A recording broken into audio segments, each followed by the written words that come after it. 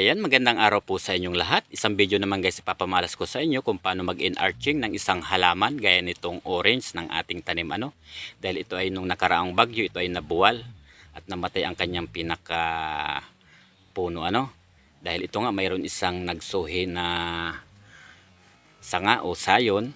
Kailangan natin in-arching to para makuha natin to para mabilis magbunga ang orange ng ating itong itatanim natin Ayan, ito guys, orange na to ay nagbubunga na sana to, kaya lang yun nga, dinaanan ng bagyo kaya nabuwal siya.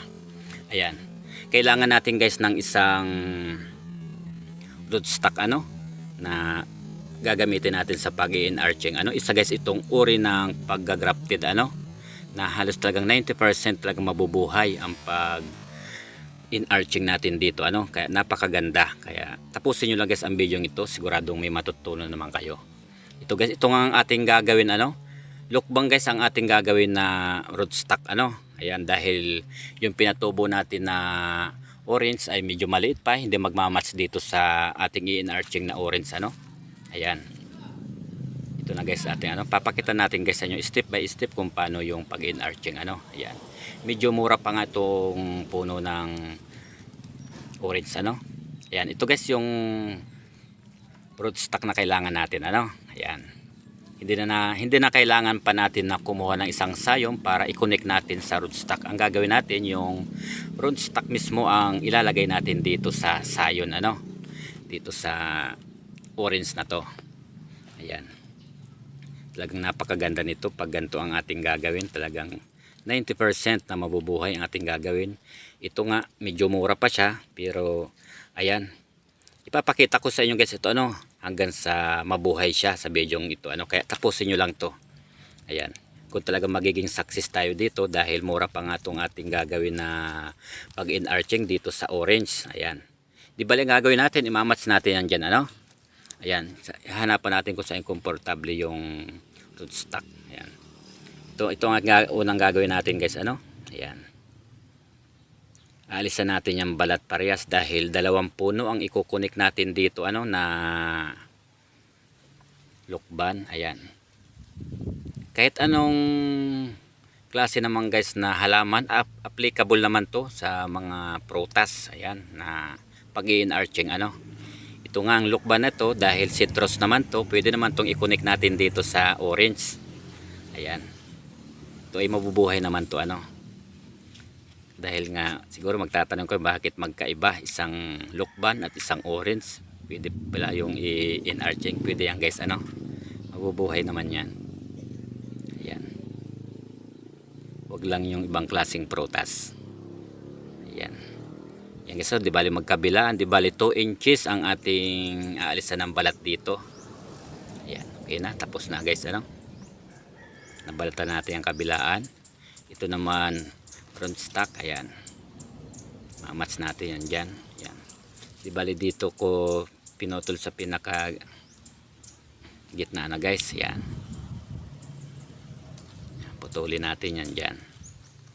Yan, kagandahan nito guys, dalawang puno ang ikukunik natin dito, dalawang magsusuporta sa kanya. Ayan, ipitin natin yan dyan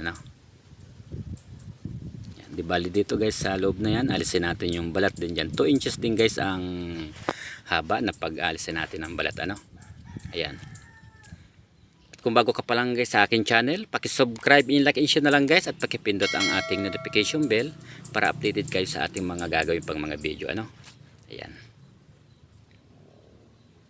ayan, alisin lang natin yung balat na yan guys. Ayan, okay na yan. Sukat natin yan dyan sa inalisan natin ditong balat sa orange. Ayan. Sa susunod ko mga video guys, pakita ko sa inyo yung orange na nagbunga sa akin Ayan. Dahil ang orange pala guys ay pwedeng magbunga kahit sa mainit na lugar. Ayan. Kala ko nga ang orange lang ay pwedeng magbunga sa mga malalamig na lugar gaya ng sa ibang bansa Ito nga, talagang sinubukan natin na magpabuhay ng isang orange at magtanim. Ito nga, nakapabunga tayo nito Yan, pakita natin sa inyo yung video ko niyan. Dahil itong puno nga to, kung hindi lang nabuwal to, may bunga na itong orange na to, ano. Kaya sayang nga dahil namatay lang. Yan, connect natin yan guys. Dapat guys ay hindi gumagalaw yung rootstock na yan, ano. Yan. Tali natin yan na ayos.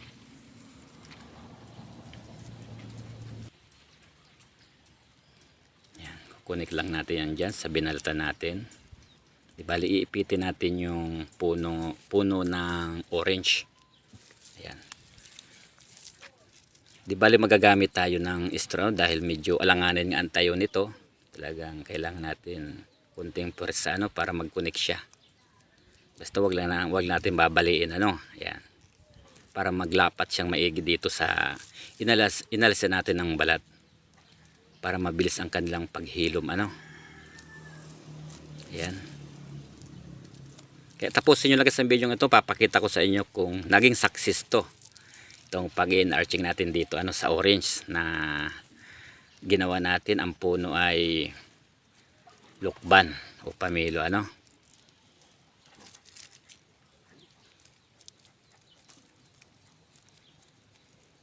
Ayan.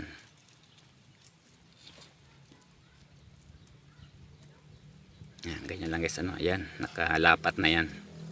Tapos dodoblehan natin ng plastic para kahit umulan man, hindi siya pasukin ng tubig.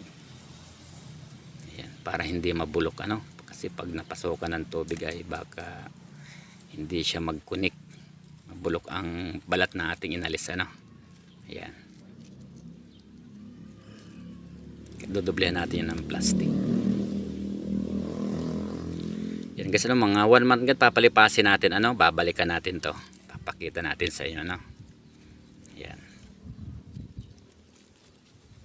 Ayan, dublihan natin ng plastic, ano, para siguradong hindi mapapasokan ng tubig kahit umulan man.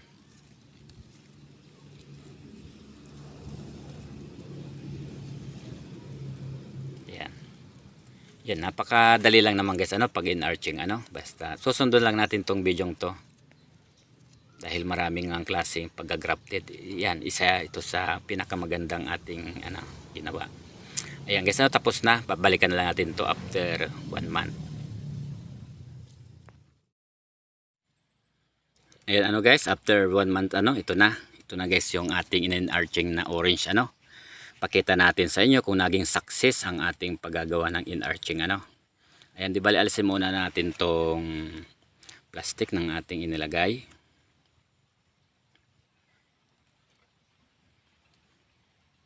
Ayan.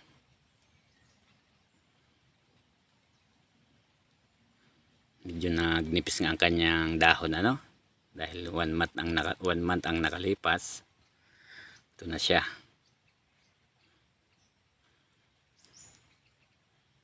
Ayan. Ayan guys, kung bago ka pa lang sa aking channel, paki-subscribe, like and share na lang guys, at paki-pindot ang ating notification bell para update ka sa ating mga gagawin pang video. Ayan. Yan guys, alisan natin yung tinali natin dito ang unang straw, no. Ayan guys, yan. Yan, i-focus natin yan guys. Yan guys, ano na siya, buhay na siya dahil naghilom na ang kanyang pag-connect natin dito sa puno ng orange, ano. Hilom na siya, ibig sabihin buhay na to. Nag-connect na silang dalawa. Ayan. Di bali ito nga ginagamitan natin ng laghari ng bakal para hindi ma-stress na masyado o mabugbog ang puno ng orange, ano. Ayan. Ayan guys, ano, dikit na siya. Kahit nga ginagamitan natin tong pagputol, hindi na siya na babakbak. Ayan, ito guys ay i-develop pa natin to, ano, hanggang siya ay lumago bago natin itatanim. Para maganda ang tubo nito. Ayan, naputol na natin.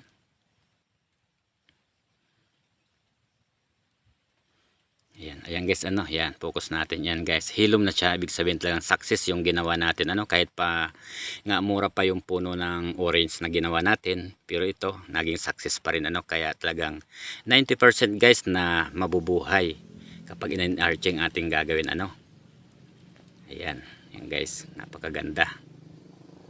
Ayan guys, kung nagustuhan nyo guys ang ating video, paki-subscribe, i-like, share na lang guys, at pakipindot ang ating notification bell para marami pa tayong kapupulutan nyo ng mga idea at kalaman. Ayan. Hanggang dito na lang po ang ating video. Maraming salamat po sa inyong lahat. Bye-bye!